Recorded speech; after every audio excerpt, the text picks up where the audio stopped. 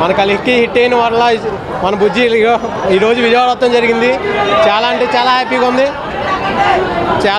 హ్యాపీగా ఉంది. ఇదిగో ఇంత వర్షం కూడా జనాలు ఇలా వస్తామంటే మన ప్రభాస్ ఫ్యాన్స్ తెలుసు కదా, రెబల్ స్టార్స్ అంటే మామూలుగా ఉండదు. మరి ఈరోజు నేను చాలా హ్యాపీగా ఫీల్ అవుతున్నాను. మన విజయవాడలో ఎంతకన్నా ప్రౌడ్ ఏముంటుంది చెప్పండి.